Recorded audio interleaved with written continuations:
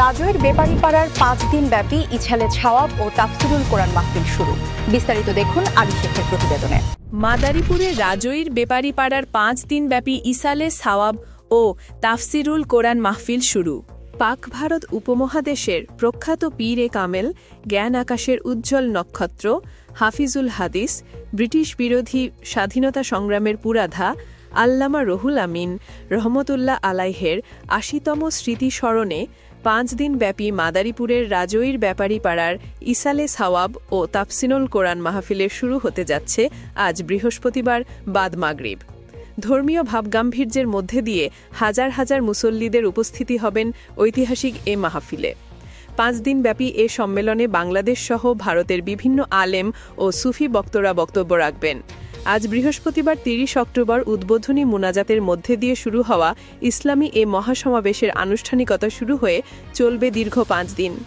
3 November সোমবার রাতে রাজৈর বেপারীপাড়া ঈদগাহ ময়দানে আখেরি মুনাজাতের মাধ্যমে হাজার হাজার ধর্মপ্রাণ মানুষদের নিয়ে মুনাজাত করে দেশ, জাতি ও সকলের জন্য দোয়া করবেন দেশবরেণ্য আলেমগণ।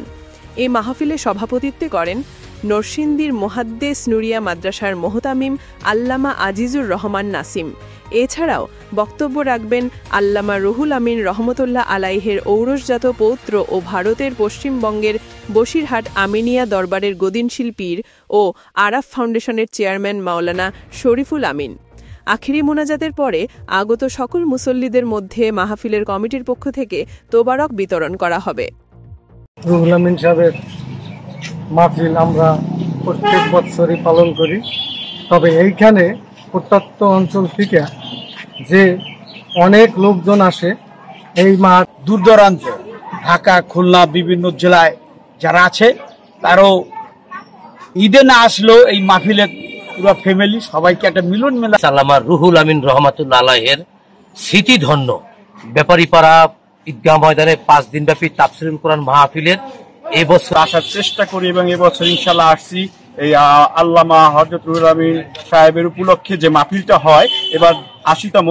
আকাশের উজ্জ্বল নক্ষত্র আল্লামা রুহুল আমিন রহমতুল্লাহ আলাইহির স্মৃতিধন্য পবিত্র ইসালে ছাওয়াব এই উপলক্ষে প্রতি বছরের ন্যায় এবছরও আশাদের এই মাহফিলে ভারত থেকে বাংলাদেশের বিভিন্ন আলেম হাদিস আল্লামা রুহুল আমিন সাহেবের ৮০তম ইসালে ছাওয়াবের মাহফিল রাজৈর মাদারীপুরের।